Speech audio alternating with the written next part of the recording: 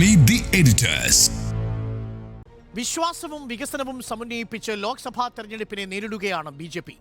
അയോധ്യയിൽ 17,700 കോടിയുടെ വികസന പദ്ധതികളാണ് പ്രധാനമന്ത്രി നരേന്ദ്രമോദി ഉദ്ഘാടനം ചെയ്തത്.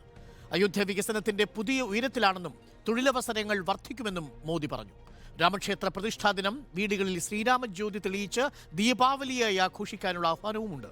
പ്രതിഷ്ഠാദിനത്തെ കോൺഗ്രസും തള്ളിപ്പറഞ്ഞിട്ടില്ല. റിപ്പോർട്ട്. ഇന്ത്യയുടെ വികസന യാത്രയ്ക്ക് അയോധ്യ ഊർജ്ജം നൽകും എന്ന് പ്രധാനമന്ത്രി നരേന്ദ്രമോദി. വികസനവും പാരമ്പര്യവുമാണ് രാജ്യത്തെ മുന്നോട്ട് നയിക്കുന്നത്. അയോധ്യ വികസനം ജനജീവിതം സുഗമമാക്കും. സുരക്ഷാ സൗകര്യം കണക്കിലെടുത്ത് ജനുവരി 22 ശേഷം ഭക്തർ അയോധ്യയിലേക്ക് വരണം എന്നും പ്രധാനമന്ത്രി. आज के भारत का मिजाज यहाँ अयोध्या में स्पष्ट दिखता है. आज यहाँ प्रगति का उत्सव है तो कुछ दिन बाद यहां परंपरा का उत्सव भी होगा. आज यहां विकास की भव्यता दिख रही है तो कुछ दिनों बाद यहां विरासत की भव्यता और दिव्यता दिखने वाली है. തീർത്ഥാടനങ്ങൾ എടുത്തു പറഞ്ഞ മോദി പ്രസംഗത്തിൽ കേരളത്തിലെ ശബരിമല യാത്രയും നാലമ്പല ദർശനവും പരാമർശിച്ചു. केरला में सबरीमाला यात्रा हो, केरला में भगवान राम और उनके भाइयों भरत, लक्ष्मण और शत्रुघ्न के धाम की भी यात्रा होती है. ये यात्रा नालंबम यात्रा के नाम से जानी जाती है. इसके अलावा देश में कितनी ही परिक्रमाएं भी जारी रही है. മഹർഷി വാൽമീകി അന്താരാഷ്ട്ര വിമാനത്താവളം, അയോധ്യ ഡാം റെയിൽവേ സ്റ്റേഷൻ എന്നിവ പ്രധാനമന്ത്രി രാജ്യത്തിന് സമർപ്പിച്ചു.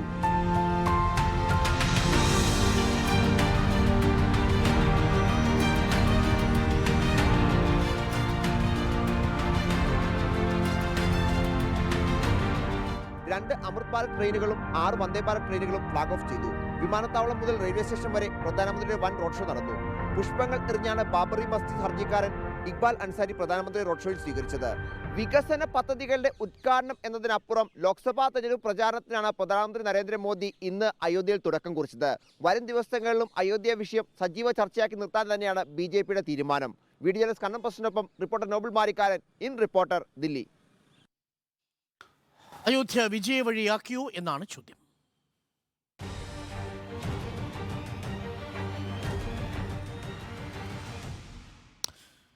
സുജയ പർവതി, അയോധ്യയിൽ ഇന്ന് കണ്ടത് അടുത്ത കാലത്തെ ഏറ്റവും വലിയ പൊളിറ്റിക്കൽ റോഡ് ഷോയാണ്. 15 കിലോമീറ്ററാണ് പ്രധാനമന്ത്രി നരേന്ദ്രമോദി സഞ്ചരിച്ചത്. മഹർഷി വാൽമീകി ഇന്റർനാഷണൽ എയർപോർട്ടിൽ നിന്ന് അയോധ്യ ധാം റെയിൽവേ സ്റ്റേഷൻ വരെ. വഴിയരികിലും ധാരാളം ആളുകൾ കാത്തുനിൽക്കുന്നു. മാത്രമല്ല, സ്വാഗതം ചെയ്യുന്നത് ഇക്ബാൽ അൻസാരി എന്ന ഈ ബാബറി മസ്ജിദ് കേസിലെ പെറ്റീഷണർ കൂടിയാണ് എന്നതാണ്. പിന്നീട് മീരാ മഞ്ചിയുടെ വീട്ടിലേക്ക് പോകുന്നു. അങ്ങനെ വളരെ ഡ്രമാറ്റിക്കായ സീനുകൾ കൂടി നമ്മൾ ഇന്ന് കണ്ടു. എങ്ങനെയാണ് വിലയിരുത്തുന്നത്? തെരഞ്ഞെടുപ്പിലേക്കുള്ള വിജയ വഴിയാക്കിയോ അയോധ്യ? തെരഞ്ഞെടുപ്പിലെ വിജയം ഇതിനകം തന്നെ ഉറപ്പിച്ചതായതുകൊണ്ട് അത് അയോധ്യ വഴിയാകുന്നത് കുറച്ചുകൂടി പിന്തുണയ്ക്കുന്നവർക്ക് കുറച്ചുകൂടി ഒരു സ്വീകാര്യമായ ഒരു രീതിയാണ് എന്ന് ഒരുപക്ഷെ വിലയിരുത്താവുന്നതാണ്. പക്ഷേ അയോധ്യയിൽ രാമക്ഷേത്രം പണിയുമെന്നുള്ളത് ബി.ജെ.പിയുടെ ആവർത്തിക്കുന്ന ഒരു വാഗ്ദാനമായിരുന്നു. ആ വാഗ്ദാനം യാഥാർത്ഥ്യമാക്കുന്നു എന്നുള്ളതാണ് 2024 പൊതു തെരഞ്ഞെടുപ്പിലേക്ക് എത്തുന്നതിന് മുൻപ് നമ്മൾ കാണുന്ന ഒരു യാഥാർത്ഥ്യം. ഈ പുതുക്കിയ റെയിൽവേ സ്റ്റേഷൻ, വിമാനത്താവളം, അതെല്ലാം ഈ ഒരു വികസനം എന്ന് പറയുന്നത് ക്ഷേത്ര നിർമ്മാണം മാത്രമല്ല.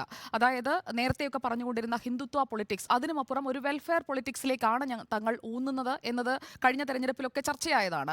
ഒരു ഭാഗത്ത് കൃത്യമായി ഈ ഒരു വർഗീയതയൊക്കെ വിമർശിച്ചു കൊണ്ടിരിക്കുമ്പോൾ മറുഭാഗത്ത് പ്രോമിസസ് ഡെലിവർ ചെയ്യുന്ന അല്ലെങ്കിൽ വെൽഫെയർ സ്കീംസ് ആളുകളിലേക്ക് എത്തുന്ന, ഇന്നിപ്പോൾ മീരയുടെ വീട്ടിലെ സന്ദർശനമൊന്നും യാദൃശ്ചികമാണ് എന്ന് ഞാൻ കരുതുന്നില്ല. കാരണം ആ ഒരു സ്കീം കൂടി ഈ വാർത്തയോടൊപ്പം രാമക്ഷേത്രത്തിലേക്ക് അല്ലെങ്കിൽ ഈ വിമാനത്താവളത്തിലേക്ക്, റെയിൽവേ സ്റ്റേഷന്റെ പുതുക്കി പണിത ഇടത്തേക്കൊക്കെ നരേന്ദ്രമോദി എത്തുന്നതിനൊപ്പം തന്നെ വാർത്തയാകണമെന്ന് തീരുമാനിച്ചുറപ്പിച്ച ഒരു സന്ദർശനം തന്നെയായിരുന്നു അത് എന്നാണ് ഞാൻ മനസ്സിലാക്കുന്നത്. കാരണം അയോധ്യ നഗരത്തിലേക്ക് 11,000 കോടിയുടെ പദ്ധതി, യു.പിയുടെ മറ്റു ഭാഗങ്ങളിലേക്ക് 4,600 കോടിയുടെ പദ്ധതി, കേവലം രാമക്ഷേത്രം അല്ലെങ്കിൽ ഹിന്ദുത്വ പൊളിറ്റിക്സ് മാത്രമാണ്, അയോധ്യയിലെ രാമക്ഷേത്രം മാത്രമാണ് തങ്ങളുടെ ഫോക്കസ് എങ്കിൽ ബി.ജെ.പി ഒരിക്കലും ഇങ്ങനെ ഒരു പ്രഖ്യാപനത്തിലേക്ക് നരേന്ദ്രമോദി ഇന്ന് പോകുമെന്ന് ഞാൻ കരുതുന്നില്ല. അതുകൊണ്ട് തന്നെ വികസനം, പൈതൃകം, ഇതിന്റെ രണ്ടിന്റെയും ഒരു കോമ്പിനേഷനാണ് ബി.ജെ.പി മുന്നോട്ട് വയ്ക്കുന്നത്. അതിന്റെ ഒരു പ്രഖ്യാപനമായി മാറുകയായിരുന്നു ഇന്നത്തെ ആ ചടങ്ങ് എന്നാണ് ഞാൻ കരുതുന്നത്. അതോടൊപ്പം തന്നെ ഈ തീർത്ഥാടന കേന്ദ്രങ്ങളിൽ ശുചിത്വ യജ്ഞം അത് ആദ്യത്തെ ഒരു പോൾ പ്രോമിസ് ആയിരുന്നു. അതിന്റെ ഒരു തുടർച്ചയ്ക്ക് വേണ്ടിയുള്ള ഒരു ആഹ്വാനവും ഇന്ന് നരേന്ദ്രമോദിയിൽ നിന്ന് കാണാൻ കഴിഞ്ഞു. പുതിയ ട്രെയിനുകൾ, 2 പുതിയ അമൃത് ഭാരത്, 6 പുതിയ വന്ദേ ഭാരത്, 4 നവീകരിച്ച റോഡുകൾ, അതായത് ഇൻഫ്രാസ്ട്രക്ചർ ഡെവലപ്മെന്റ് അതോടൊപ്പം വിശ്വാസം, ഇത് രണ്ടും ക്ലബ് ചെയ്തുകൊണ്ടുള്ള ഒരു കൃത്യമായ ഒരു ഫോർമുല ഇവിടെ സ്ഥാപിക്കാനായി കൃത്യമായി ശ്രമിക്കുന്നുണ്ട്. അതിന്റെ ഭാഗമായിട്ടാണ് ഈ റോഡ് നവീകരണം അടക്കമുള്ള കാര്യങ്ങൾ. ഈ വിമാനത്താവളത്തിന്റെ പേര് നോക്കൂ, മഹർഷി വാൽമീകി രാജ്യാന്തര വിമാനത്താവളം. അതൊരു പൈതൃകത്തിന്റെ വീണ്ടെടുപ്പാണ്, അല്ലെങ്കിൽ വിശ്വാസത്തിന്റെ വീണ്ടെടുപ്പാണ്. 550 വർഷം നമ്മൾ കാത്തിരുന്നില്ലേ എന്ന് പ്രധാനമന്ത്രി ചോദിക്കുന്നതിൽ തന്നെ ആ ഒരു മെസ്സേജ് ഉണ്ട്. കൃത്യമായി ഓരോ വിഭാഗങ്ങളിലേക്കും എങ്ങനെയാണ് എത്തിച്ചേരേണ്ടത് എന്നുള്ളത് ഈ കഴിഞ്ഞ വർഷങ്ങളിലൊക്കെ അവർ പ്രാവർത്തികമാക്കുന്നത്, NDA പ്രാവർത്തികമാക്കുന്നത്, BJP പ്രാവർത്തികമാക്കുന്നത് നമ്മൾ കണ്ടുകൊണ്ടിരിക്കുന്ന ഒരു സാഹചര്യത്തിൽ ഇതിൽ അത്രയൊന്നും അതിശയപ്പെടേണ്ട ഒന്നുമില്ല. കൃത്യമായി പറഞ്ഞത് എന്താണോ അത് നടപ്പാക്കുന്നു എന്ന് മനസ്സിലാക്കേണ്ടിയിരിക്കുന്നു എന്നാണ് ഞാൻ കരുതുന്നത്. അതോടൊപ്പം ജയ് ശ്രീറാം എന്നുള്ളത് പലയിടങ്ങളിലും BJP പ്രവർത്തകർ മാത്രം വിളിക്കുന്നതാണ്, അല്ലെങ്കിൽ മറ്റ് BJPയുമായി RSSുമായി ചേർന്ന് നിൽക്കുന്നവർ വിളിക്കുന്നത് മാത്രമാണ് അയോധ്യയിൽ നിന്ന് കേട്ടിരുന്നതെങ്കിൽ ഇത് നോക്കൂ, മഹർഷി വാൽമീകി രാജ്യാന്തര വിമാനത്താവളത്തിൽ നിന്ന് ഇൻഡിഗോ വിമാനം പറന്നു വരുമ്പോൾ അതിലെ പൈലറ്റ് അശുതോഷ് ശേഖർ സ്വാഗതം ചെയ്യുന്നത് തന്നെ യാത്രക്കാർ തയ്യാറായിരിക്കും എന്നതിന് പകരം ജയ് ശ്രീറാം എന്നാണ്. അപ്പോൾ വിളിച്ചത് ജയ് ഹിന്ദ് എന്നാണ്. ജയ് ശ്രീറാം എന്നാണ് വിളിക്കുന്നത്. യാത്രക്കാർ അത് ഏറ്റുവിളിക്കുന്നു. അതോടൊപ്പം ഹനുമാൻ ചാലിസ ചൊല്ലുന്നുണ്ട്. അപ്പോൾ ഈ ഹിന്ദു അല്ലെങ്കിൽ ഹിന്ദു വിശ്വാസം അതൊക്കെ അങ്ങനെ മാറ്റി നിർത്തേണ്ട ഒന്നല്ല എന്ന ഒരു മെസ്സേജ് കൃത്യമായി സ്പ്രെഡ് ചെയ്യാൻ അവർക്ക് കഴിയുന്നുണ്ട്. അതിൽ വിജയിക്കാനും കഴിയുന്നുണ്ട്. കാരണം ബാബറി മസ്ജിദ് എന്ന് പറഞ്ഞുകൊണ്ട് മറ്റൊരു നറേറ്റീവ് ഇപ്പുറത്തെ ഭാഗത്ത് വളരെ സജീവമാക്കാൻ എത്രത്തോളം കഴിഞ്ഞിട്ടുണ്ട് എന്നതും പരിശോധിക്കപ്പെടേണ്ട ഒന്ന് തന്നെയാണ്.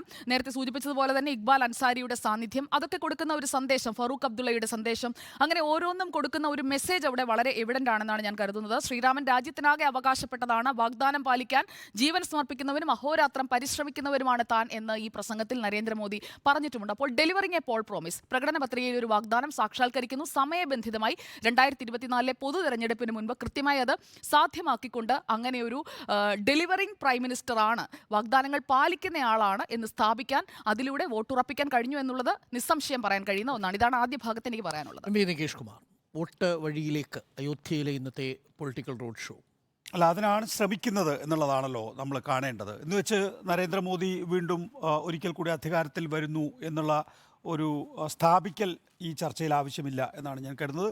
ജനങ്ങളാണ് വോട്ട് ചെയ്യാൻ പോകുന്നത്. നോക്കൂ, ഇവിടെ എന്തുകൊണ്ടാണ് ഈ രാമക്ഷേത്രം പ്രധാനപ്പെട്ട ഒരു തെരഞ്ഞെടുപ്പ് വിഷയമാക്കി ഉയർത്തിക്കൊണ്ടുവരുന്നത് എന്നുള്ളതാണ് പ്രധാനമായും ചർച്ച ചെയ്യേണ്ടത് എന്ന് ഞാൻ കരുതുന്നു. മറ്റൊന്നും ചൂണ്ടിക്കാണിക്കാനില്ല തന്നെ. കഴിഞ്ഞ 10 വർഷമായി നരേന്ദ്രമോദി എന്താണ് ഈ രാജ്യത്തിന് സംഭാവന ചെയ്തിട്ടുള്ളത്? എന്തെങ്കിലും പ്രത്യേകിച്ച് സർക്കാർ തന്നെ ചൂണ്ടിക്കാണിക്കുന്നുണ്ടോ? ഞങ്ങളിതാ ഇന്ന കാര്യം ചെയ്തു എന്ന് ചൂണ്ടിക്കാണിക്കുന്നുണ്ടോ?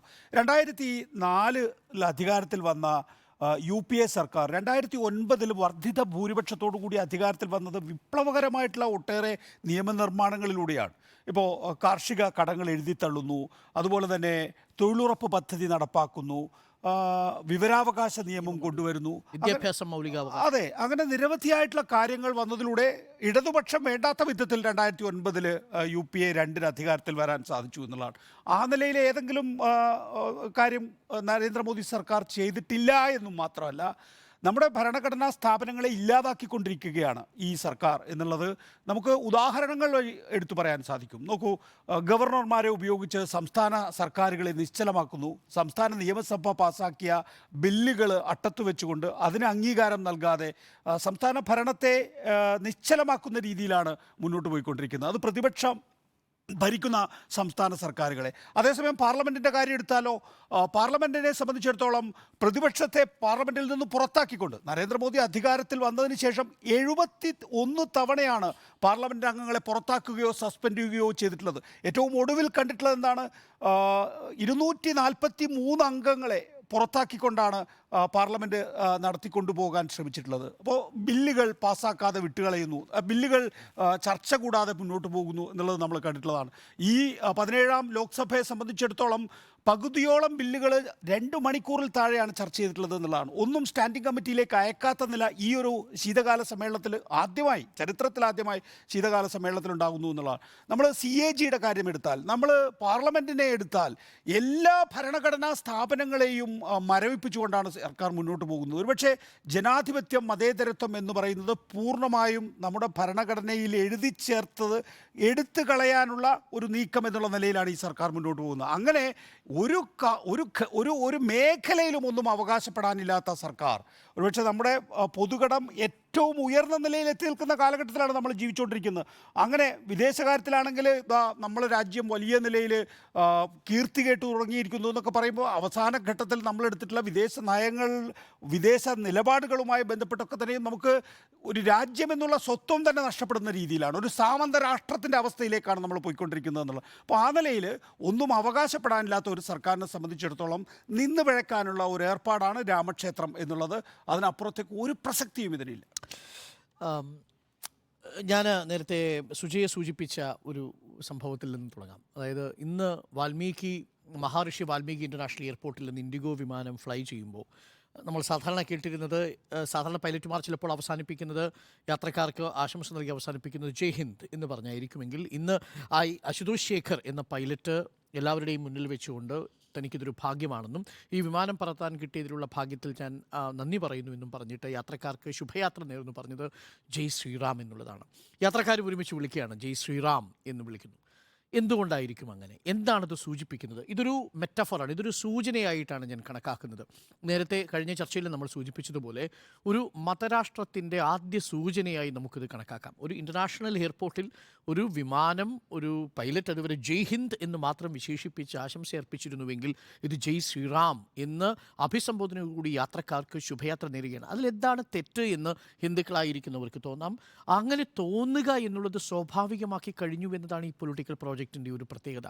ഇതിൽ അസ്വാഭാവികമായി ഒന്നുമില്ലല്ലോ എന്ന ഒരു തോന്നലുണ്ടാക്കുന്നതാണ് ഹിന്ദുത്വം എന്ന് പറയുന്ന പ്രോജക്റ്റ്. വിജയിച്ചിരിക്കുന്നു നമ്മളുടെ പൊതുസമൂഹത്തിൽ, സിവിൽ സൊസൈറ്റിയിൽ അത് അസ്വാഭാവികതയിൽ ഒന്നുമില്ല എന്ന് തോന്നലുണ്ടാക്കിയിരിക്കുന്നത്. ഇതാണ് എന്നെ കൂടുതൽ ആശങ്കപ്പെടുത്തുന്നത്. ഇന്നത്തെ road show, political road show നേരത്തെ സ്ക്രിപ്റ്റഡായ ഒരു റോഡ് ഷോ തന്നെയാണ്. അത് കൃത്യമായും പെർഫെക്ഷനോട് കൂടി തന്നെയാണ് ചെയ്തിരിക്കുന്നത്. വന്നിരിക്കുന്ന പ്രോജക്റ്റുകളുടെ കണക്ക് നോക്കൂ. 17,700 കോടി രൂപയുടെ വികസന പ്രോജക്റ്റാണ്. ക്ഷമിക്കണം, അതിൽ അയോധ്യയിൽ മാത്രം 11,100 കോടി രൂപയുടെ വികസന പ്രോജക്റ്റുകളുണ്ട്.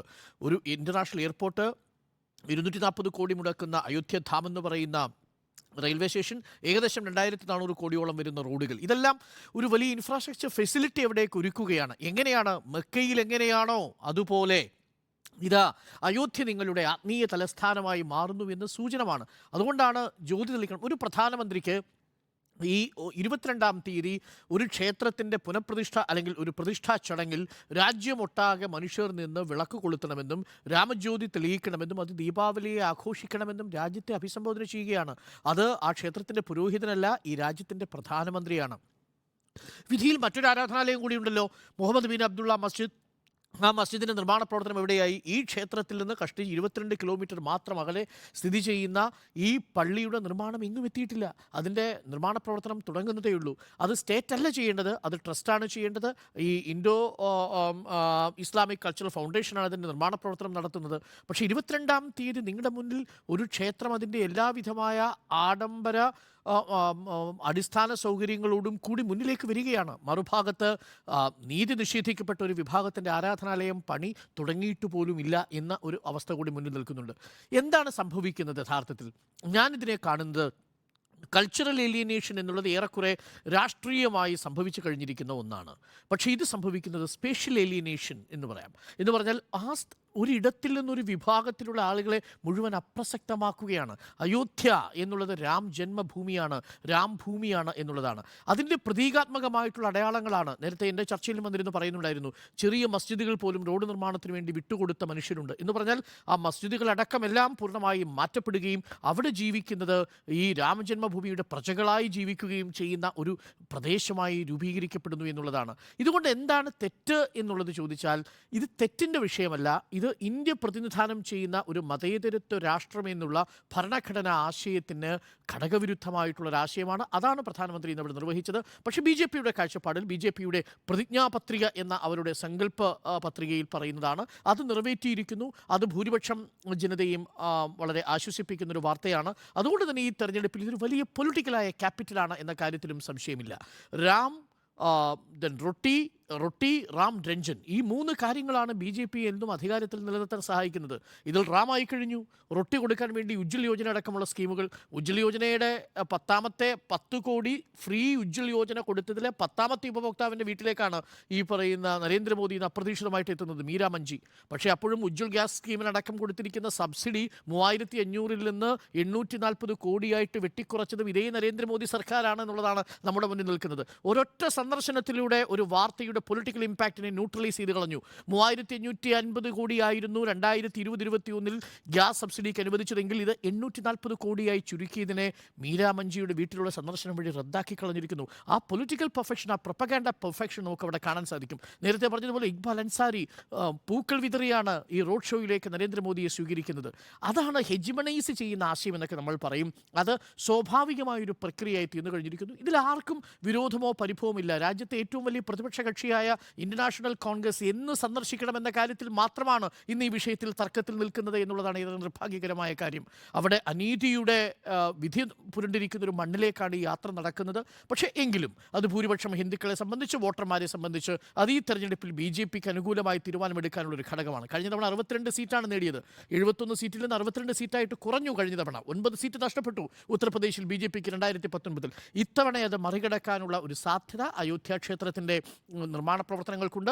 അയോധ്യ ഒരു വലിയ പിൽഗ്രിം സെൻ്ററായി തീരുന്നു. അതൊരു കോർപ്പറേറ്റ് വികസനത്തിൻ്റെ സിമ്പലാണ് എന്ന കാര്യത്തിലും തർക്കമില്ല. അതൊരു പക്ഷേ വരുന്ന നാളുകളിൽ ഇന്ത്യയുടെ തന്നെ ഒരു ആത്മീയ തലസ്ഥാനം, സ്പിരിച്വൽ ക്യാപിറ്റൽ എന്ന രീതിയിലേക്ക് അത് മാറ്റപ്പെടുമെന്ന കാര്യത്തിലും തർക്കമില്ല. അതുകൊണ്ട് അയോധ്യ വിജയവഴിയാക്കിയൂ എന്ന ചോദ്യത്തിന് വിജയവഴിയാക്കിയിരിക്കുന്നു എന്നുള്ളതാണ് എൻ്റെ മറുപടി. സ്മൃതി, അയോധ്യ വിജയവഴിയാക്കിയോ എന്ന് വെച്ചാൽ വിജയവഴിയാക്കിയിരിക്കുന്നു, പക്ഷേ വിജയവഴിയാകരുത് എന്നുള്ളതാണ് ആഗ്രഹം.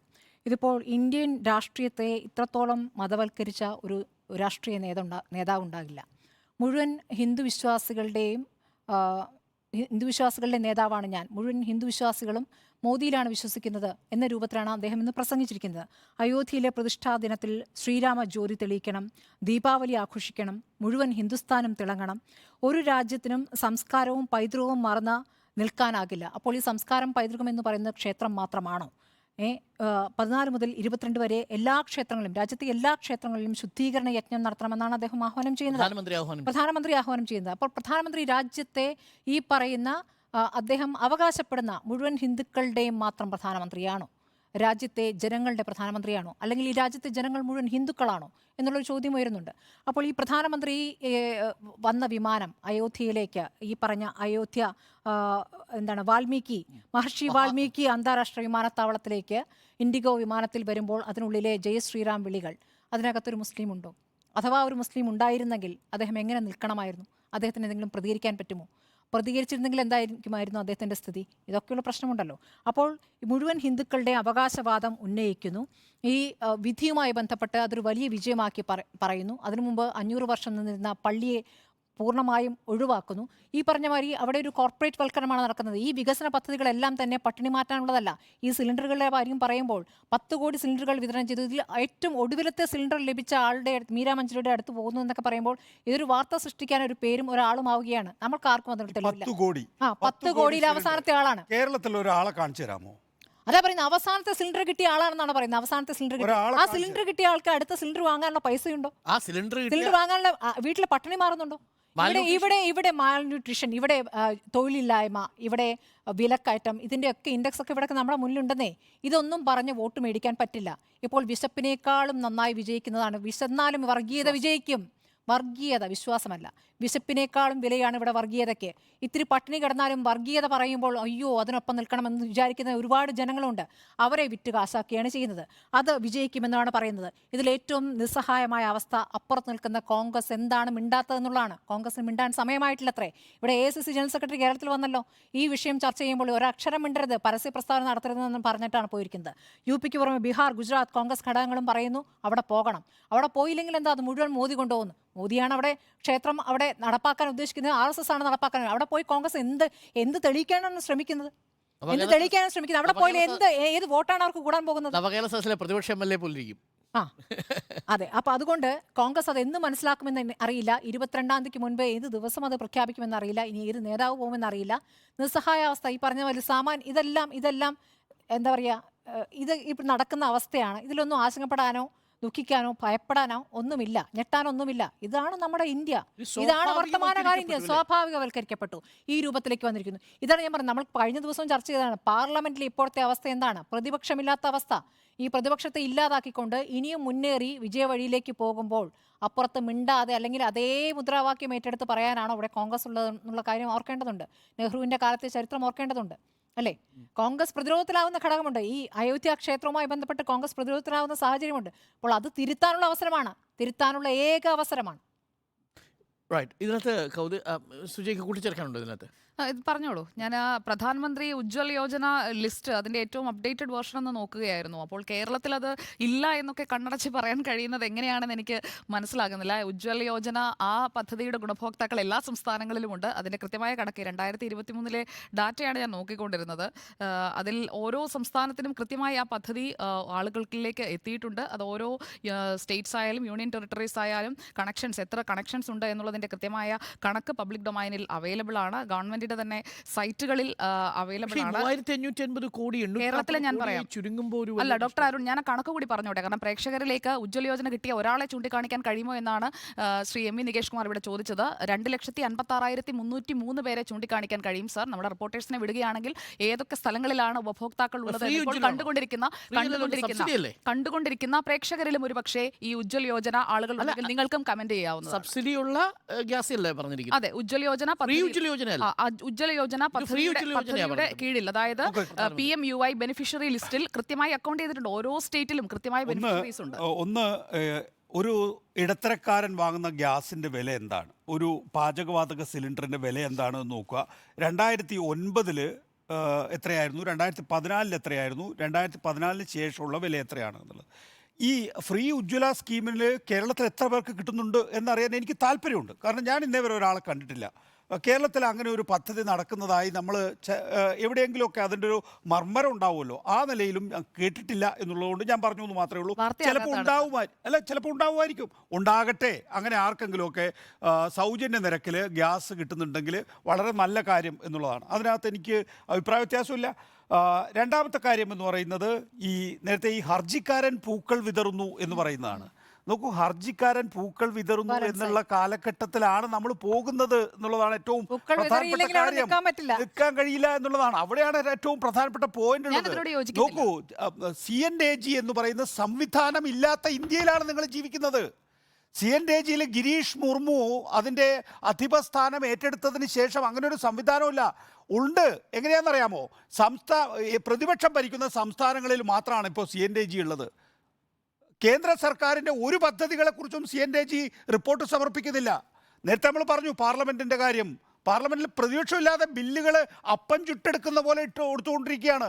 നിങ്ങളുടെ പാർലമെൻറ്റിൽ 2 പേര് കടന്നു ചെന്ന് അവിടെ പുകബോംബ് പൊട്ടിച്ചപ്പോൾ അതിനെക്കുറിച്ച് ചർച്ച ചെയ്യാത്ത പാർലമെൻറ്റാണ്. നിങ്ങൾ 5 സംസ്ഥാനങ്ങളിലെ നിയമസഭാ തെരഞ്ഞെടുപ്പ് പൂർത്തിയായി കഴിഞ്ഞപ്പോൾ 3 സംസ്ഥാനങ്ങളിലെ BJP അധികാരത്തിൽ വന്നല്ലോ. നമ്മൾ പാർലമെൻ്ററി ബോർഡ് ചേരുന്ന കണ്ടോ? നമ്മൾ ഏതെങ്കിലും തരത്തിൽ BJPയുടെ ഒരു കൂടിയാലോചന യോഗം കണ്ടോ? അവിടെ ഒരു സീൽഡ് കവറിലേക്ക് അമിത്ഷാ അയക്കുകയാണ് എന്ത് മുഖ്യമന്ത്രിയുടെ പേര്. അപ്പോൾ അവിടെയുള്ള കേന്ദ്ര നിരീക്ഷകർ ആ സീൽഡ് കവർ പൊട്ടിച്ചിട്ടാണ് മുഖ്യമന്ത്രി ആരാണെന്ന് തീരുമാനിക്കുന്നത്. MLA-മാർക്കൊന്നും യാതൊരു റോളും ഇല്ല. അങ്ങനെ ജനാധിപത്യം ഇല്ലാതായ ഒരിടത്ത് സ്വാഭാവികമായും ഹർജിക്കാരനെ സംബന്ധിച്ചിടത്തോളം ചിലപ്പോൾ പൂക്കൾ വിതറേണ്ടി വരും എന്നുള്ളതാണ്. പക്ഷേ അങ്ങനെ പൂക്കൾ വിതറുക എന്നുള്ളത് എല്ലാ കാലത്തേക്കും ഉള്ളതല്ല. ഇന്ത്യയിൽ ജനാധിപത്യം തുടരും, മതേതരത്വത്തിൻ്റെതായിട്ടുള്ള റോള് നിർവഹിക്കും. ഇതൊരു കാലഘട്ടം എന്നതാണ്, ഇതൊരു ഘട്ടം മാത്രമാണ്. പ്രതിപക്ഷം എത്രത്തോളം ശക്തമാണ് എന്നുള്ള ചോദ്യം വരുമ്പോൾ പല രാഷ്ട്രീയ പാർട്ടികൾക്കും പലതരത്തിലുള്ള റോളുകൾ പല ഘട്ടങ്ങളിലും എടുക്കേണ്ടി വന്നിട്ടുണ്ട്. ഇപ്പോൾ കോൺഗ്രസിനെ സംബന്ധിച്ചിടത്തോളം, ഞാൻ കോൺഗ്രസ് പാർട്ടിയിൽ വിശ്വസിക്കുന്ന ഒരാളല്ല. പക്ഷേ എങ്കിൽ പോലും കോൺഗ്രസിനെ സംബന്ധിച്ചിടത്തോളം നമ്മൾ കഴിഞ്ഞ ദിവസം ചർച്ചയാണ് 49, 86, 92. കോൺഗ്രസിന് ചരിത്രപരമായ ഒരു റോളുണ്ട്. അങ്ങനെ ചരിത്രപരമായ ഒരു റോളുള്ള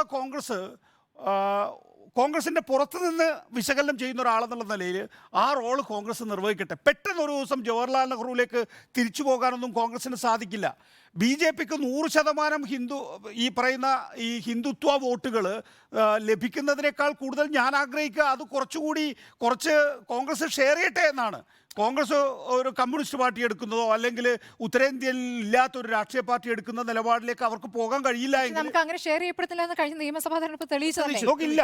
നോക്കൂ, അത് വളരെ പ്രധാനപ്പെട്ട ഒരു പോയിന്റാണ്. അതായത് 5 സംസ്ഥാന നിയമസഭാ തെരഞ്ഞെടുപ്പിൽ ഏറ്റവും കൂടുതൽ വോട്ട് കിട്ടിയ രാഷ്ട്രീയ പാർട്ടി ഏതാ? കോൺഗ്രസ് ആണ്. 9 ലക്ഷം. 9 ലക്ഷം കൂടുതൽ വോട്ടുകൾ നേടിയിട്ടുള്ള രാഷ്ട്രീയ പാർട്ടി കോൺഗ്രസ് ആണ്. ഒരുപക്ഷെ തെലങ്കാനയിലെ വിജയത്തിന്റെ അടിസ്ഥാനത്തിലായിരിക്കാം അങ്ങനെ ഒരു കണക്കുള്ളത്. അങ്ങനെ നിലവിൽ 5 സംസ്ഥാനങ്ങളിലെ നിയമസഭാ തെരഞ്ഞെടുപ്പാണ് നമ്മുടെ മുന്നിൽ നടന്നിട്ടുള്ള ഏറ്റവും അവസാനത്തെ തെരഞ്ഞെടുപ്പ്. അവിടെ കോൺഗ്രസിനാണ് കൂടുതൽ വോട്ട് കിട്ടിയിട്ടുള്ളത്. മറ്റിടത്ത് ചില ഇടങ്ങളിൽ കോൺഗ്രസ് എങ്ങനെയാണ് തോറ്റത് CWC നമുക്ക് പറഞ്ഞു തന്ന എന്താണ്? മധ്യപ്രദേശിൽ മറ്റ് പാർട്ടികളെ ഒപ്പം നിർത്താൻ കഴിഞ്ഞില്ല, പ്രത്യേകിച്ച് ആദിവാസി പാർട്ടികളെ ഒപ്പം നിർത്താൻ കഴിഞ്ഞില്ല. രാജസ്ഥാനിലെ ഇടതുപക്ഷത്തെയും ആദിവാസി പാർട്ടികളെയും ഒപ്പം നിർത്താൻ കഴിഞ്ഞിട്ടില്ല. അതുപോലെ തന്നെ ഛത്തീസ്ഗഡിൽ ഒരുപാട് വീഴ്ചകൾ വേറെ ഉണ്ടായിട്ടുണ്ട് എന്നുള്ളതാണ്. അപ്പോൾ ആ കാര്യങ്ങളൊക്കെ വിലയിരുത്തി മുന്നോട്ട് പോയാൽ കോൺഗ്രസിനെ സംബന്ധിച്ചിടത്തോളം ഏതെങ്കിലും തരത്തിൽ സാധ്യതയുണ്ടെങ്കിൽ കോൺഗ്രസ് അത് പരീക്ഷിച്ചോട്ടെ എന്നുള്ളതാണ് എൻ്റെ അഭിപ്രായം. കാരണം കോൺഗ്രസിന് നിലവിലെ സാഹചര്യത്തിൽ ഇതുവരെയുള്ള കോൺഗ്രസിനെ സംബന്ധിച്ചിടത്തോളം ഇതുവരെ കോൺഗ്രസിൻ്റെ ലെഗസിയെ മറികടന്നുകൊണ്ട് തീരുമാനം എടുക്കാൻ കഴിയുമെന്ന് ഞാൻ വിശ്വസിക്കുന്നു. ആ ഭൂമിയിൽ നിന്ന് അവിടെ നിന്ന് സ്ഥലം വിട്ടു പോകേണ്ട അവസ്ഥയുണ്ട് മറ്റു മതസ്ഥർ. ഞാനൊരു കാര്യം പറഞ്ഞോട്ടെ, സ്ഥലം വിറ്റ് പോകേണ്ടി വരുന്നത്. അപ്പോൾ ഒരു വിഭാഗത്തിന്റെ മാത്രമായി അയോധ്യയിൽ ഈ കൂട്ടർ മതി, ഞങ്ങൾ മതി എന്നൊരു തീരുമാനത്തിലേക്ക് എത്തുന്നുണ്ട്. തെറ്റിദ്ധരിപ്പിക്കലാണ്, അങ്ങനെയല്ല. അങ്ങനെയല്ല. ഞാൻ ഈ കഴിഞ്ഞ ഏപ്രിലിൽ അയോധ്യയിൽ മുഴുവൻ യാത്ര ചെയ്തതാണ്. അപ്പോൾ അവിടെ മുസ്ലിംസ് പൂർണ്ണമായും അവിടെ നിന്ന് ഒഴിഞ്ഞു പോയി, അല്ലെങ്കിൽ ഒരു പ്രത്യേക വിഭാഗക്കാർ അങ്ങനെയൊന്നും നമ്മൾ ഉപയോഗിക്കാനേ പാടില്ല. അത് രാമജന്മഭൂമി എന്ന രീതിയിൽ അത് ഡെവലപ്പ് ചെയ്ത് വരികയാണ്. അപ്പോൾ 2031 വരെയുള്ള മാസ്റ്റർ പ്ലാൻ ഉണ്ട്, 2047 വരെയുള്ള വിഷൻ അയോധ്യയുണ്ട്. അതെന്ന് പറയുന്നത് രാമക്ഷേത്ര നിർമ്മാണത്തിന് മാത്രമായുള്ളതല്ല. അവിടെ നിന്ന് മുസ്ലിംസ് മുഴുവനായും ഒഴിഞ്ഞു പോയി എന്ന് പറയുന്നത് തെറ്റായ ഒരു ഫോൾസ് നറേറ്റീവാണ്. അങ്ങനെയല്ല അവിടുത്തെ വസ്തുത. അവിടെ ഭൂമി വിട്ടുകൊടുക്കുന്നതിന്, ഇവിടെ ദേശീയപാത വികസനം, എന്തെല്ലാം കാര്യങ്ങൾക്ക് എത്രമാത്രം ഭൂമി തർക്കങ്ങൾ ഉണ്ടാകുന്നുണ്ട്. അവിടെ ഒരു തർക്കവും ഉണ്ടാകാതെ കൃത്യമായി വില നൽകിക്കൊണ്ട് തന്നെയാണ് ഭൂമി ഏറ്റെടുത്തിരിക്കുന്നത്. അവിടെ ആർക്കും പുനരധിവാസം കിട്ടാതെ ഇരുന്നിട്ടില്ല, ആർക്കും വീട് വിട്ട് അഭയാർത്ഥികളായി ഓടിപ്പോകേണ്ട സാഹചര്യമൊന്നും ഉണ്ടായിട്ടില്ല. ഇത് അയോധ്യയിൽ നടക്കുന്ന യാഥാർത്ഥ്യം ഇതാണ്. അല്ലാതെ നമ്മൾ പ്രസംഗത്തിൽ മോദിയുടെ ഇന്നത്തെ പ്രസംഗത്തിൽ ഇവിടെ എല്ലാവരുടെയും പ്രധാനമന്ത്രിയായിട്ടുള്ള ഒരു വാചകം ചൂണ്ടിക്കാണിക്കാം. വികസനത്തെ പറ്റി പറയുന്നത് എല്ലാവരുടെയും പ്രധാനമന്ത്രിയല്ലേ? എന്റെ പ്രധാനമന്ത്രിയെ ഞാൻ നരേന്ദ്രമോദിയെ കാണാൻ കാരണം ഞാൻ പറയട്ടെ അദ്ദേഹം പറയുന്നത് എന്താണ്? മാഡം, ഞാൻ പറഞ്ഞു പൂർത്തിയാക്കട്ടെ. എന്റെ പ്രധാനമന്ത്രിയാണ് നരേന്ദ്രമോദി എന്ന് ഞാൻ പറയാനുള്ള കാരണം campaign for making India developed country, ഇന്ത്യയെ ഒരു വികസിത രാജ്യമാക്കുക എന്നതാണ് തന്റെ ലക്ഷ്യമെന്ന് ആ പ്രസംഗത്തിൽ പ്രധാനമന്ത്രി ആദ്യ ഭാഗത്ത് തന്നെ പറഞ്ഞിട്ടുണ്ട്. പിന്നെ 140 കോടി ഇന്ത്യക്കാരുടെയും പ്രധാനമന്ത്രിയായി തന്നെയാണ് അവിടെ നിന്ന് സംസാരിക്കുന്നത്. പ്രധാനമന്ത്രി നരേന്ദ്രമോദിയോ BJPയോ നേരിട്ട് പോയല്ല അവിടെ രാമക്ഷേത്രം പണിയുന്നത്. അങ്ങനെയാണെങ്കിൽ ട്രസ്റ്റ് ചെയ്യട്ടെ. അവിടെ എന്തിനാണ് പ്രധാനമന്ത്രി? അല്ല, പ്രധാനമന്ത്രി ക്ഷണിച്ചാൽ അവിടെ പോകാതെ രാജ്യത്തിന്റെ പ്രധാനമന്ത്രിയാണ്. രാജ്യത്തിന്റെ പ്രധാനമന്ത്രിയായിട്ടല്ല ഇന്ന് പ്രധാനമന്ത്രി നരേന്ദ്രമോദി പ്രസംഗിച്ചത്. ഇന്ന് രാജ്യത്തിന്റെ പ്രധാനമന്ത്രിയായിട്ട് തന്നെയാണ്. അവകാശവാദം ഉന്നയിക്കുന്നു. അതാണ് ചെയ്തിട്ടുള്ളത്. സുജയ, ഒരു പിൽഗ്രിം സെന്ററിന്റെ ഇനാഗുറേഷന് നരേന്ദ്രമോദി പോണോ വേണ്ടോ എന്നുള്ളത് മോദിയുടെ ചോയ്സാണ്. നമ്മൾ നേരത്തെ ഇവിടെ സോമനാഥ് ക്ഷേത്രത്തിൻ്റെ കാര്യം പറഞ്ഞപ്പോൾ എങ്ങനെയാണ് രാജേന്ദ്ര പ്രസാദ് പോകുന്നത്, അതിനെ എങ്ങനെയാണ് നെഹ്റു വിലക്കിയത്, പിന്നീട് സമ്മർദ്ദത്തോടെ നെഹ്റു പിന്നീട് അതിലേക്ക് പോകുന്നില്ല, അദ്ദേഹം രാജേന്ദ്ര പ്രസാദ് പോകുന്നുണ്ട് സോമനാഥ് ക്ഷേത്രത്തിൻ്റെ കാര്യത്തിൽ. അതിലല്ല ഇവിടുത്തെ വിഷയം. നിങ്ങൾ എല്ലാ ക്ഷേത്രങ്ങളെയും കുറിച്ചും ഒരു പ്രസ്താവന നടത്തുകയാണ്. എവിടെ? എയർപോർട്ടും റെയിൽവേ സ്റ്റേഷനും ഉദ്ഘാടനം ചെയ്യാൻ വന്ന നരേന്ദ്രമോദി. അത് രണ്ടും പബ്ലിക് പ്രോപ്പർട്ടിയാണ്. It's not a Hindu property. അത് പബ്ലിക് പ്രോപ്പർട്ടിയാണെന്ന് മാത്രമല്ല, ലീഡ് ചെയ്യുന്നത് എങ്ങോട്ടേക്കാണ്? രാമക്ഷേത്രത്തിലേക്കാണ്. No sir, Indian railway is a public property.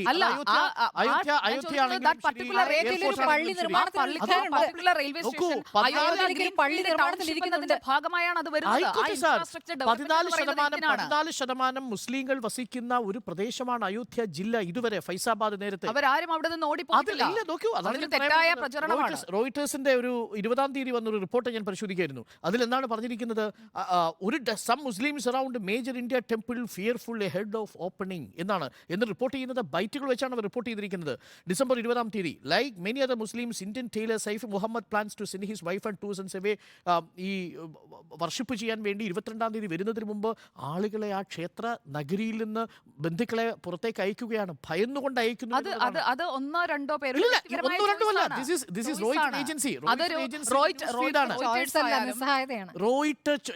ഞാൻ ചോദിക്കുന്നത് ഒരാളുടെ ഒരു പ്രതികരണം വെച്ച് അവിടുത്തെ സമൂഹത്തിന്റെ വികാരം നമ്മൾ അതാണ് എന്ന് മാധ്യമപ്രവർത്തകരാണ്. പറയുന്നത്. അതെ, മാധ്യമപ്രവർത്തകരായതുകൊണ്ട് തന്നെയാണ് ഞാൻ ഈ പറയുന്നത്.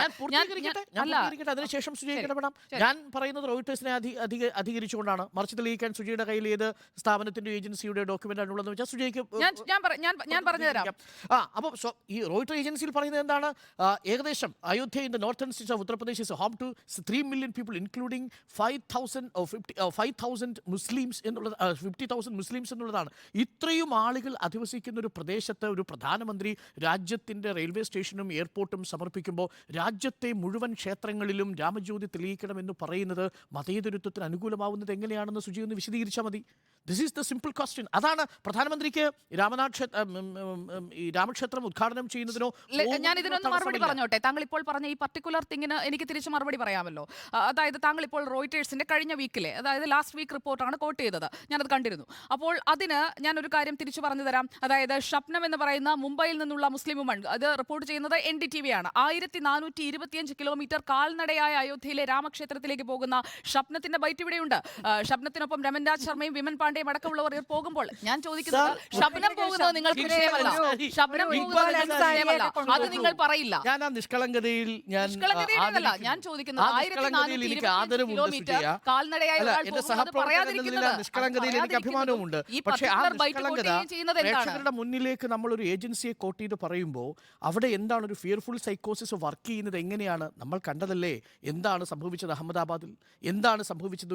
ഒരു റയറ്റ് ഉണ്ടാകുമ്പോൾ ഒരു മോബിന്റെ റയറ്റും ലിഞ്ചിങ്ങും എങ്ങനെയാണ് ഇന്ത്യയിൽ പ്രവർത്തിക്കുന്നത്? റൈറ്റ് അല്ലെങ്കിൽ ഒരു ഫിയർഫുൾ സിറ്റുവേഷൻ ഇല്ല ഡോക്ടർ. ഒറ്റ കാര്യം, അതായത് ഞാൻ പറഞ്ഞു വന്നത് ഇത്രയേ ഉള്ളൂ. ഒരുതരം കൾച്ചറൽ ഏലിയനേഷനോടൊപ്പം സ്പേഷ്യൽ ഏലിയനേഷൻ സംഭവിക്കുന്നുണ്ട് എന്നതാണ് എൻ്റെ ആശങ്ക. അത് സ്വാഭാവികവൽക്കരിക്കപ്പെട്ടിരിക്കുന്ന ഒരു കാലത്താണ് ജീവിക്കുന്നത്. അവിടെയാണ് കോൺഗ്രസിന്റെ പ്രതികരണം. അത് അസ്വാഭാവികമല്ല എന്ന് തന്നെയാണ് ഞാൻ കണക്കാക്കുന്നത്. കാരണം കോൺഗ്രസിന് അങ്ങനെ ഒരു നിലപാടേ എടുക്കാൻ നിലവിൽ സാഹചര്യത്തിൽ കഴിയൂ. നെഹ്റുവിൻ്റെ സയന്റിഫിക് ടെമ്പർമെന്റ്, അന്ന് കാലത്തും സയന്റിഫിക് ടെമ്പർമെന്റ് ഇല്ല, പക്ഷേ നെഹ്റുവിന് അന്ന് ഡാമുകളെ നോക്കി വികസനത്തിന്റെ ക്ഷേത്രങ്ങൾ എന്ന് പറയാൻ കഴിയുന്ന ഒരു സാഹചര്യം ഉണ്ടായിരുന്നു. പക്ഷേ ഇന്ന് മല്ലികാർജ്ജുൻ ഖാർഗെക്കോ രാഹുൽ ഗാന്ധിക്കോ ഡാമുകളെ നോക്കി ക്ഷേത്രങ്ങൾ ഇന്ത്യയുടെ വികസന ക്ഷേത്രങ്ങളാണെന്ന് പറയാൻ കഴിയില്ല. കാരണം അപ്പുറത്ത് മൂർത്തമായൊരു ക്ഷേത്രത്തെ നോക്കിയാണ് ഇത് ഇന്ത്യയുടെ വികസനമാണെന്ന് നരേന്ദ്രമോദി പറഞ്ഞുകൊണ്ടിരിക്കുന്നത്.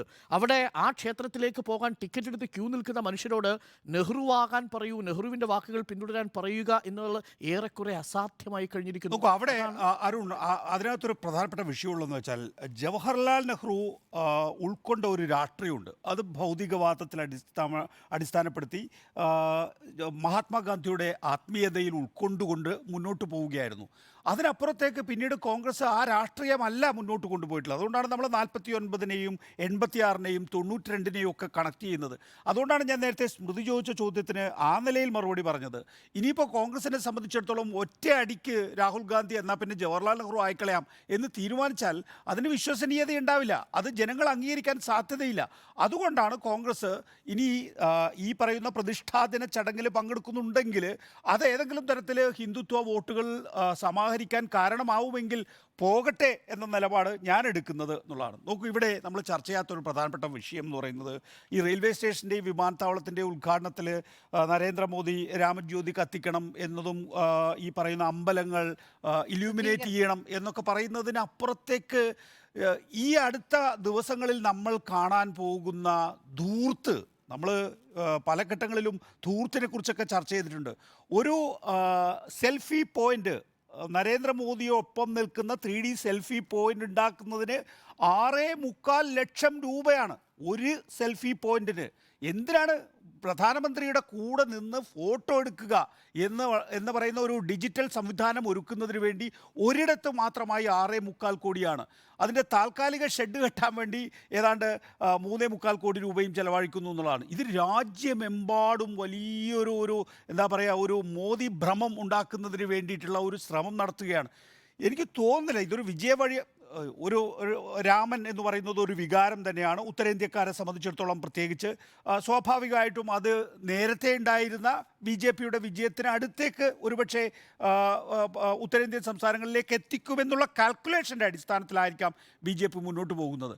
പക്ഷെ പോകെ ഇത്തരത്തിലുള്ള ധൂർത്ത്, ഈ തരത്തിലുള്ള ഔദ്ധത്യം, ജനാധിപത്യത്തിൻ്റെ അഭാവം, ആളുകളെ സമ്മർദ്ദത്തിലാക്കുക എന്നുള്ളതിനൊക്കെ ഒരു സ്റ്റേക്ക് ഉണ്ടാകുമെന്ന് തന്നെയാണ് ഞാൻ വിചാരിക്കുന്നത്. അതിന് നേരത്തെ സ്മൃതി ഇവിടെ ചൂണ്ടിക്കാണിച്ചതുപോലെ തന്നെ മറുപക്ഷത്ത് ആക്ഷൻ ഉണ്ടാകണം. നിങ്ങൾക്കൊരു നെറേറ്റീവ് ഉണ്ടാവണം, ഒരു ആഖ്യാനം ഉണ്ടാകണം. ആ ആഖ്യാനത്തിൻ്റെ അഭാവമാണുള്ളത്. ഇപ്പോൾ രാമക്ഷേത്രത്തിലേക്ക് കോൺഗ്രസ് പോവുക, അവരെ സംബന്ധിച്ചിടത്തോളം പ്രാർത്ഥിക്കാൻ വേണ്ടിയിട്ടുള്ള ഒരു അവസരമായി അതിനെ ഉപയോഗിക്കുകയാണ് എങ്കിൽ, അത് ജനങ്ങളെ ബോധ്യപ്പെടുത്താൻ കഴിയുകയാണെങ്കിൽ, ഉദാഹരണത്തിന് ഞങ്ങളെ സംബന്ധിച്ചിടത്തോളം രാമക്ഷേത്രം എന്ന് പറയുന്നത് ഒരു ഹിന്ദു വികാരമാണ് എന്ന് കോൺഗ്രസിന് പറയാം. അതേസമയം തന്നെ കോൺഗ്രസ് പറയേണ്ട ഒരു പ്രധാനപ്പെട്ട കാര്യമുണ്ട്.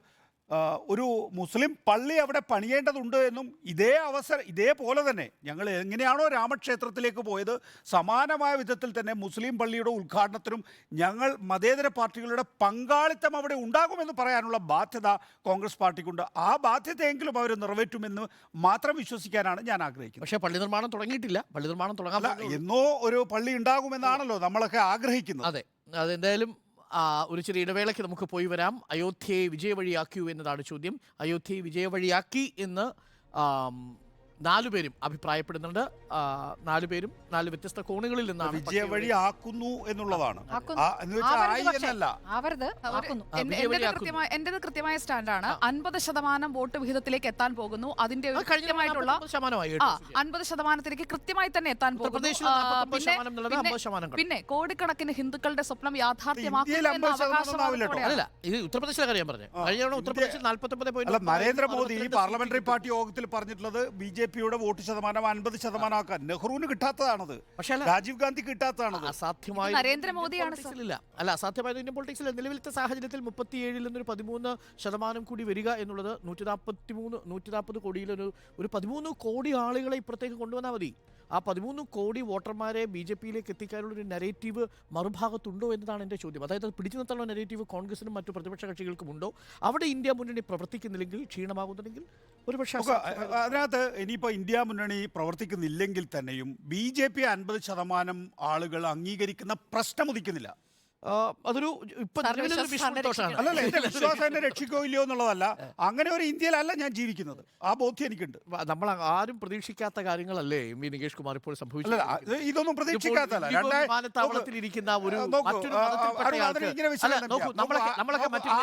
ആദ്യ ഗവൺമെന്റ് മുതൽ 2014 വരെ എല്ലാ ഗവൺമെന്റുകൾക്കും നോക്കൂ, കോൺഗ്രസ്, പിന്നീട് ജനതാ പരീക്ഷണം, പിന്നീട് കൂട്ടുകക്ഷി പരീക്ഷണം, പിന്നീട് UPA പരീക്ഷണം, അതിനു മുമ്പ് BJP പരീക്ഷണം, ഇതൊക്കെ ഉണ്ടായിട്ടുണ്ട്. പക്ഷേ ഇതൊക്കെ നമുക്ക് ഒരൊറ്റ നിലയിൽ വിലയിരുത്താൻ കഴിയുന്നതാണ്. 2014 ശേഷം വേറൊരു പരീക്ഷണമാണ് രാജ്യത്ത് നടന്നുകൊണ്ടിരിക്കുന്നത്. വേറൊരു റിപ്പബ്ലിക്കാണ് ഇവരുണ്ടാക്കിക്കൊണ്ടിരിക്കുന്നത്. അതുകൊണ്ട് തന്നെ ആ നിലയിലുള്ള ജനാധിപത്യമില്ലാത്ത, മതേതരത്വമില്ലാത്ത ഒരു റിപ്പബ്ലിക്കിന് 50% വോട്ടുകൾ കിട്ടുമെന്ന് വിചാരിക്കുന്നത് ഇന്നത്തെ നിലയിൽ പോലും ഞാൻ വിചാരിക്കുന്നില്ല. എന്ന് മാത്രമല്ല, അങ്ങനെ ഒരു ഇന്ത്യയിലല്ല ഞാൻ ജീവിക്കുന്നത്. സൂക്ഷ്മമായി നിരീക്ഷിച്ചാൽ ഇതേ ഇന്ത്യയിലാണ് നമ്മൾ ആരെ പരാജയപ്പെടുത്തിയത്? ഇന്ത്യൻ ഭരണഘടന ഉണ്ടാക്കി അംബേദ്കറിനെ പരാജയപ്പെടുത്തിയത് തെരഞ്ഞെടുപ്പിലൂടെ. ഞാൻ പറയട്ടെ സാർ, ഭരണഘടനാ വിദഗ്ധൻ തെരഞ്ഞെടുപ്പിൽ ജയിക്കണം നിർബന്ധമില്ല. മാത്രമല്ല, റിപ്പബ്ലിക്കിനെ കുറിച്ച് ആശയമൊന്നുമല്ല സാധാരണ ജനങ്ങളെ സംബന്ധിച്ചുള്ളത്. ഞാനിപ്പോഴും പറയുന്നതുപോലെ ഇന്ത്യയിലെ ശരാശരി മനുഷ്യനെ നിയന്ത്രിക്കുന്നത് റൊട്ടി, റാം ആൻഡ് രഞ്ജൻ, ഇത് 3 കാര്യങ്ങൾ. അവന് മാനസിക ഉല്ലാസത്തിന് വഴിയുണ്ടോ? അവന് പുറത്തിറങ്ങുമ്പം നിർഭയമായി സഞ്ചരിക്കാൻ കഴിയുന്ന ഇടമുണ്ടെന്നൊരു പ്രതീതി ഉണ്ടോ എന്നുള്ളതാണ്. പ്രതീതി എന്ന വാക്കാണ് ഞാൻ. അതാണ് റൊട്ടി ക്ഷേമ പദ്ധതി എന്ന രീതിയിൽ നിങ്ങൾക്ക് വിധത്തിൽ നിങ്ങളുടെ മനസ്സിനെ തലച്ചോറിനെ മരവിപ്പിച്ചു. വിലക്കയറ്റത്തെ കുറിച്ച് നിങ്ങൾക്ക് ചിന്തയില്ല. നിങ്ങൾക്ക് പകരം എന്താണ്? നിങ്ങൾക്ക് ക്ഷേത്രം വരുന്നു. ആ ക്ഷേത്രവുമായി ബന്ധപ്പെട്ടുകൊണ്ടുള്ള വികസന പ്രവർത്തനങ്ങൾക്ക് അന്യമത വിദ്വേഷം. നിങ്ങൾ വർഗീയതയുടെ തീച്ചുളയിൽ വിലക്കയറ്റത്തിൽ വേവില്ല. നിങ്ങൾക്ക് വിലക്കയറ്റത്തെ മുസ്ലിം സ്ഥാനാർത്ഥിയെ ചർച്ചയിൽ പറഞ്ഞുകൊണ്ടിരുന്നത് മാഡം മാത്രമാണ്. നമ്മളെല്ലാവരും ഒരേ വിഷയത്തെ കുറിച്ചാണ് സംസാരിച്ചത്. ഈ പറയുന്ന രണ്ട് ബൈനറിയിൽ നിന്നുകൊണ്ടാണ് നമ്മൾ ചർച്ച അല്ല, MV നികേഷ് കുമാർ പറഞ്ഞതിന്റെ തുടർച്ച എന്ന് വേണം. ഇന്ത്യൻ പൊളിറ്റിക്സിൽ ഇപ്പോൾ നോക്കൂ, ഇന്ദിരാഗാന്ധിയുടെ മരണശേഷം എന്തുകൊണ്ടാണ് ഇത്രയും ഭീമമായൊരു സീറ്റ് ഷെയറിംഗിലേക്കും വോട്ട് ഷെയറിംഗിലേക്കും കോൺഗ്രസ് എത്തിയത്? അവിടെ ഇന്റർനാഷണൽ സഹതാപ തരംഗം വർക്ക് ചെയ്യുന്നൊരു നാടാണ് ഇന്ത്യയുടേത്. വിശ്വാസം വർക്ക് ചെയ്യുന്നൊരു നാടാണ് ഇന്ത്യയുടേത്. ഇല്ലെങ്കിൽ 2 സീറ്റിൽ നിന്ന് ഒരിക്കലും BJP-യുടെ വോട്ട് ഷെയർ ഇത്ര വർദ്ധിക്കുമായിരുന്നില്ല, സീറ്റ് ഷെയർ വർദ്ധിക്കുമായിരുന്നില്ല. അതേസമയം നിങ്ങൾക്ക് ആന്റി ഇൻകുംബൻസ് നന്നായി, സാമ്പത്തിക രാഷ്ട്രീയം വർക്ക് ചെയ്യുന്നൊരു നാടാണ്. വാജ്പേയി വാജ്പേയിയുടെ കാലത്ത് നമ്മൾ കണ്ടതാണ്. ഒന്നാം യു പി എയുടെ സർക്കാരിൻ്റെ കാലത്ത് പ്രോഗ്രസീവ് ലെജിസ്ലേഷൻസിലൂടെ ഇന്ത്യയിലെ വോട്ടർമാർ യു പി എ ഒന്നിന് അനുകൂലമായി വിധി എഴുതി. വ്യത്യസ്ത പാറ്റേൺ ആണ് ഇതെല്ലാം. നെഹ്റുവിനോടൊപ്പം നിൽക്കുന്നു, ഇന്ദിരയ്ക്കൊപ്പം നിൽക്കുന്നു, ഇന്ദിരയ്ക്കെതിരെ നിൽക്കുന്നു, കൂട്ടുകക്ഷി രാഷ്ട്രീയങ്ങൾക്കൊപ്പം നിൽക്കുന്നു. അതേ പാർട്ടിയാണ് പിന്നീട് മോദിക്കൊപ്പം നിൽക്കുന്നു എന്ന് മാത്രമല്ല, മോദിക്ക് തുടർഭരണം ഉണ്ടാവുന്നു. നാഷണലിസത്തിൻ്റെ വേവിൽ ഒരു പുൽവാമ അറ്റാക്ക് നിങ്ങളിൽ കൊടുക്കുന്ന ഒരു വലിയ സ്ട്രൈക്ക് റേറ്റ് വളരെ കൂടുതലാണ്. അതാണ് 2019 പുൽവാമ ഒരു ഘടകമാണെങ്കിൽ 2023 അയോധ്യ ഒരു ഘടകമാണ് എന്നുള്ളത്. അതുകൊണ്ടാണ് പറഞ്ഞത് അസാധ്യമായിട്ടൊന്നുമില്ല. പക്ഷേ 50% അയോധ്യ ഒരു ദേശീയത ഘടകമാണ്, എന്ന വികാരം തെരഞ്ഞെടുപ്പ് കഴിഞ്ഞിട്ടുണ്ട്. അയോധ്യ ഒരു തെരഞ്ഞെടുപ്പ് വിഷയമാണ് എന്ന് ഞാൻ അംഗീകരിക്കുന്നു. ഞാൻ അവിടെ നിഷേധിക്കാൻ ആഗ്രഹിക്കുന്നത് ഒരു 50% എന്ന വോട്ട് ശതമാനത്തിലേക്ക് BJP ഉയർത്തണം എന്നുള്ളത് നരേന്ദ്രമോദിയുടെ മലർപ്പൊടിക്കാരന്റെ സ്വപ്നം മാത്രമാണ് എന്നുള്ളതാണ്. അത് നോക്കൂ, RSSന്റെ political ഇത് ഇത്രയേ ഉള്ളൂ വിഷയം. ഇനി വേണമെങ്കിൽ ഇങ്ങനെ കരുതാം, അതായത് നമ്മൾ ഈ കാണുന്ന രീതിയിലുള്ള പ്രകടനപരത എല്ലാം തന്നെയും ഇലക്ട്രോണിക് വോട്ടിംഗ് മെഷീനിൽ വോട്ട് കുത്തിയിടാനുള്ള മാർഗമാണോ എന്ന് എനിക്കറിയില്ല. ആ നിലയിൽ 50% വോട്ട് BJPക്കും NDAക്കും ഉണ്ടാവുമോ എന്ന് എനിക്കറിയില്ല. പക്ഷേ നോക്ക്, ഈ പറയുന്ന രാമക്ഷേത്രം എന്ന് പറയുന്നത് 90കളിൽ LK അദ്വാനി രാഷ്ട്രീയ വിഷയമായി ഉയർത്തിക്കൊണ്ടുവന്ന് അതിന്റെ കൾമിനേഷനാണ് ഇപ്പോൾ രാമക്ഷേത്ര നിർമ്മാണം ആരംഭിച്ചിരിക്കുന്നത്. ഇതെന്തെങ്കിലും നരേന്ദ്രമോദിയുടെ കണ്ടുപിടുത്തമല്ലല്ലോ. നരേന്ദ്രമോദി എന്ന് പറയുന്ന ആള് BJPയുടെ ജനറൽ സെക്രട്ടറി ആയിരിക്കുന്ന ഘട്ടത്തിൽ LK അദ്വാനി എന്ന് പറയുന്ന BJPയെ ആ കാലഘട്ടത്തിൽ നയിച്ചുകൊണ്ടിരിക്കുന്ന ആളുടെ ഒരു ബുദ്ധിയാണ്. ആ ബുദ്ധിയുടെ ഒരു പൂർത്തീകരണം മാത്രമാണ് 22-ാം തീയതി. നോക്കൂ, ഉത്തർപ്രദേശില്, രാജസ്ഥാനില്, മധ്യപ്രദേശില് ഈ 3 സ്റ്റേറ്റുകളിലും 50% കടക്കുന്നു. ഈ ഹിന്ദി ഹാർട്ട്ലാൻഡിൽ 50% കടക്കുന്നു എന്നുള്ളത് വളരെ വിദൂരമല്ല എന്നതാണ് എന്റെ പക്ഷം. അല്ല, ഹിന്ദി ഹാർട്ട്ലാൻഡിൽ നിലവിൽ തന്നെ 50% 60% മുകളിലേക്ക് പോകുന്നുണ്ട്. പക്ഷേ ഇന്ത്യ എന്ന് പറയുന്നത് ഈ ഹിന്ദി ഹാർട്ട്ലാൻഡ് മാത്രമല്ല, കിഴക്കുണ്ട്, വടക്ക് പടിഞ്ഞാറുണ്ട്, അതുപോലെ തെക്കുണ്ട്. ലോക്സഭയിലേക്കുള്ള കണക്കാണ്. ലോക്സഭയിലുള്ള കണക്ക് ലോക്സഭയിലെ ഡിഫറെന്റ് ആണ്. Political math is different. So political മാത്തും അരിത്തമാറ്റിക്സും ഡിഫറൻസ് ആണ്. അതുകൊണ്ടാണ് എനിക്കൊരു ആശങ്ക ഉണ്ടാവുന്നതിന്റെ ഒരു കാരണം ഈ അയോധ്യ എന്നുള്ളത് വലിയ ചീട്ടാണ്. അക്കാര്യത്തിൽ യാതൊരു സംശയമില്ല. 22-ാം തീയതി നടക്കാൻ പോകുന്നത് നോക്കൂ. ഇപ്പോൾ തന്നെ ചാനലുകൾ മത്സരിച്ചു തുടങ്ങി ആ ദൃശ്യങ്ങൾ പുറത്തു കൊണ്ടുവരാൻ. അതിന്റെ പ്രൊപ്പഗൻഡ മെഷീനറിയുടെ ആദ്യ അതാണ് അരുൺ. നോക്കൂ, മാധ്യമങ്ങളില്ല, ജുഡീഷ്യറി ഈ നിലക്കായി, CAG ഇല്ല, പാർലമെന്റ് ഇല്ല, സംസ്ഥാന പ്രതിപക്ഷ സർക്കാരുകളില്ല. ആ രാജ്യത്താണ് നമ്മൾ ജീവിക്കുന്നത്. പക്ഷേ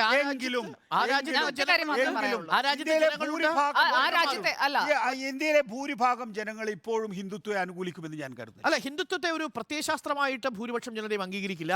പക്ഷെ അവർ കൺഫ്യൂസ്ഡ് ആണ്. ഹിന്ദുത്വ ആൻഡ് ഹിന്ദു ബിലീഫ്, ഈ രണ്ട് കാര്യത്തിലുള്ള കൺഫ്യൂഷൻ ഉണ്ട്. പ്രതിപക്ഷത്തിന് കഴിയുന്നില്ല.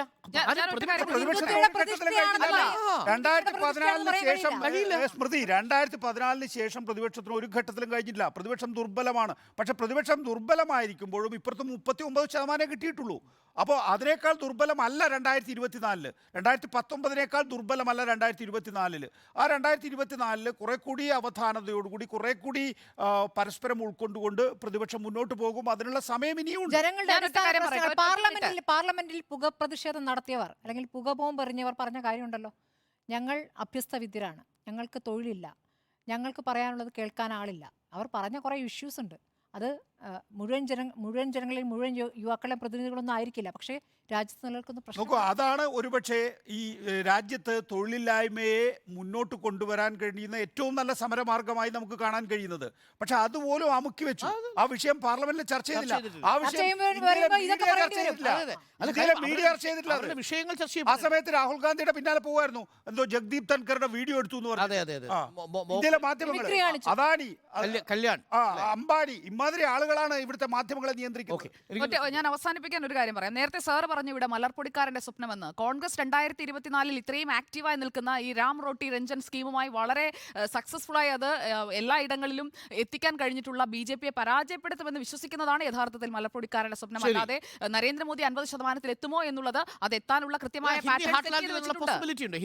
പോസിബിലിറ്റി. പക്ഷേ തെക്കേ ഇന്ത്യ എന്നുള്ളത് ഇപ്പോഴും ഇന്ത്യയിൽ ഒരു പച്ചത്തുരുത്താണ്. റോട്ടി നൽകിക്കൊണ്ടല്ല. ഇതുകൂടി ഒന്ന് പൂർത്തിയാക്കട്ടെ. ശരിയാണ്, ഞാൻ അക്കാര്യം കൺസീഡ് ചെയ്യുന്നു. അതായത് ഹിന്ദി ഹാർട്ട്ലാൻഡ് എന്ന് വിളിക്കുന്ന ഉത്തരേന്ത്യയിൽ BJPയെ സംബന്ധിച്ചിടത്തോളം ആകെ വോട്ടുകളുടെ 50% 2019 നേടാൻ സാധിച്ചിട്ടുണ്ട്. അത് ഉണ്ട്. രാജസ്ഥാനിലുണ്ട്, മധ്യപ്രദേശിലുണ്ട്, ഛത്തീസ്ഗഡിലുണ്ട്, ഹരിയാനയിലുണ്ട്, ദില്ലിയിലുണ്ട്. അല്ലെന്ന് വോട്ട് ശതമാനം 50% മുകളിലാണ്. ഹരിയാനയിലൊക്കെ 60% മുകളിലാണ്. 60 ഉണ്ട് ഹരിയാന. രാജസ്ഥാനിൽ 60% മുകളിലാണ്. അപ്പോൾ ആ നിലയിൽ ഒരു റിസൾട്ട് ഉണ്ടാക്കാൻ 2019 സാധിച്ചിട്ടുണ്ട്. നോക്കൂ, CSDSന്റെയും സർവേ അനുസരിച്ച് BJPക്ക് 50% മുകളിൽ പോകാൻ കഴിയുമെന്ന് തന്നെയാണ് വിലയിരുത്തുന്നത്. ഒന്ന് നോക്ക്, അതല്ല ഇന്ത്യ. ഇന്ത്യ എന്ന് പറയുന്നത് തെക്കേ ഇന്ത്യൻ സംസ്ഥാനങ്ങളുണ്ട്, വടക്കിഴക്കൻ സംസ്ഥാനങ്ങളുണ്ട്, കിഴക്കൻ സംസ്ഥാനങ്ങളുണ്ട്, പടിഞ്ഞാറൻ സംസ്ഥാനങ്ങളുണ്ട്. ഇവിടെയെല്ലാം തന്നെയും ചേർത്ത് വെച്ചാൽ BJPക്ക് 50% പോകാൻ കഴിയില്ല. 40% തന്നെ കടക്കാനാണ് ചോദ്യം. എനിക്ക് തോന്നുന്നു നമുക്ക് ആ വിധിയിലേക്ക് പോകാം. Yes 4 no 0.